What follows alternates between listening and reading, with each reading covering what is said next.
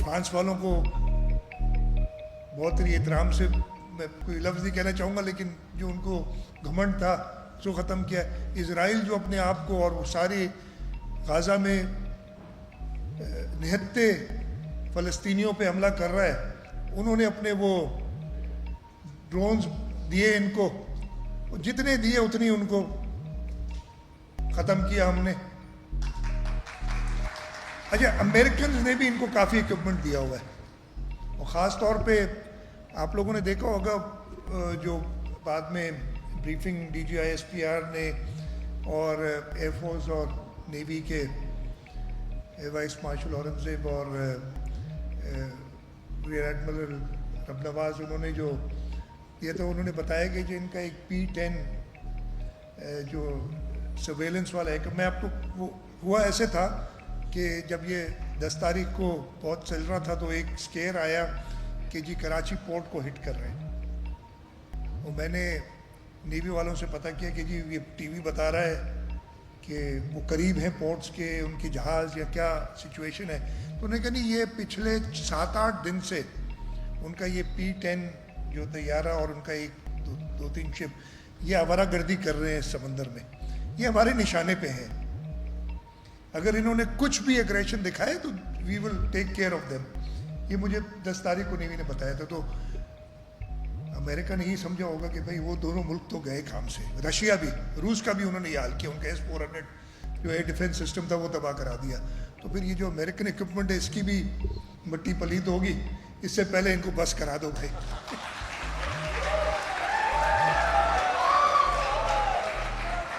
یہ کچھ گھنٹوں کی کہانی تھی، اور اس میں سب سے پہلے تو غرض اللہ تعالیٰ کا شکر، جس طریقے سے رب نے ہمیں محفوظ رکھا، سب سے پہلے تو رب کا شکر ادا کرتے ہیں۔ پاکستانی افواج جنہوں نے جس بہادری سے، چاہے وہ ہماری بری فوج ہو، بحری فوج ہو، یا سب سے زیادہ ہماری جو ہوائی فوج ہے، انہوں نے جس طریقے سے دشمن کو مزہ چکھایا وہ بھی سب نے دیکھا۔ پوری قوم متحد رہی، چاہے کوئی پولیٹیکل لیڈر ہو، چاہے میڈیا سے تعلق رکھنے والے لوگ۔ اور میں ایک چیز بھی again on the lighter side, کچھ میڈیا کے دوست مظہر صاحب خاص طور پہ بیٹھے ہیں، کہ یہی جذبہ اگر ہر وقت رہے تو دیکھیں ہم پتہ نہیں کہاں پہنچتے۔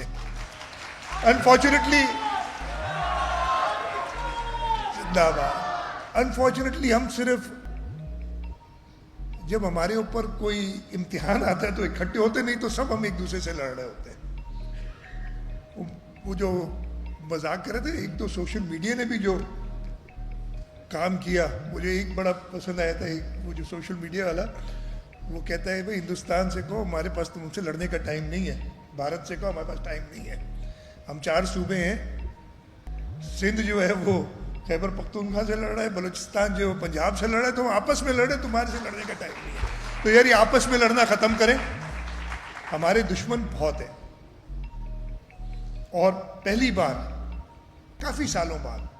جب پوری قوم اکٹھی ہوئی تو ہم نے دیکھا کہ کچھ گھنٹے بھی اللہ تعالیٰ کی مدد سے کچھ گھنٹے بھی دشمن ہمارا مقابلہ نہیں کر سکا۔ تو ہمیں ضروری ہے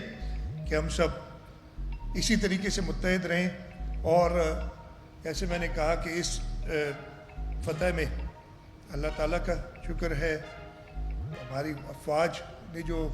کردار ادا کیا ہے، اور پوری قوم نے، میڈیا، پولیٹیشنز، آپ کے یوتھ خاص طور پہ، جو ہماری یوتھ تھی، جنہوں نے، ہم سمجھ رہے تھے کہ ہم شاید بہت پیچھے ہیں بھارت سے، لیکن کچھ گھنٹوں میں انہوں نے بھی بتا دیا، وہ جو سوشل میڈیا پہ کام چل رہا تھا، وہ ہم باقی جنگ تو پہلے ہی جیت چکے تھے ہر طریقے سے۔ اور جب سب متحد تھے، اکٹھے تھے، تب ہماری افواج نے بھی کہا کہ یہ پوری قوم میرے پیچھے کھڑی ہے۔ اور مجھے اس چیز میں یاد آتا ہے، میں نے ابھی پچھلے ہم سنتے کا میں تقریر شہید ذوالفقار علی بھٹو کی سنی تھی، اور انہوں نے یہی کہا تھا بھارت کو اس وقت تقریر میں، اور وہ ہے میرے پاس، کہ تم سوچنا بھی نہیں جنگ کرنے اس لیے کہ ہمارے ملک کا بچہ بچہ تم سے مقابلے کے لیے تیار ہے، ہر ایک شخص، اور یہی ہوا اور ہمیں کامیابی ملی۔ تو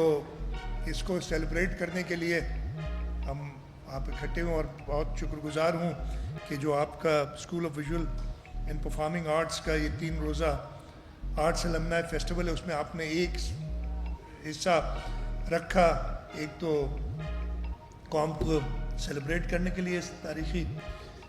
فتح کو، اور اس کے ساتھ ساتھ ہماری بہادر مسلح افواج اور ہمارے پورے قوم کو خراج تحسین پیش کرنے کے لیے اس تاریخی فتح کو۔ میں ایک بار پھر محمد احمد شاہ صاحب کا شکر گزار ہوں کہ انہوں نے یہ ایونٹ میں آج مجھے بلایا، اور انشاءاللہ تعالی آپ کو یہ یقین دلاتا ہوں، ادھر ہماری یوتھ بھی بیٹھی ہے، ہمارے کچھ بزرگ ہیں، اس لیے کہ میں بھی اب بزرگوں میں شامل ہو گیا ہوں، سب کو یہ یقین دلاتا ہوں کہ حکومت کسی بھی طریقے سے اپنے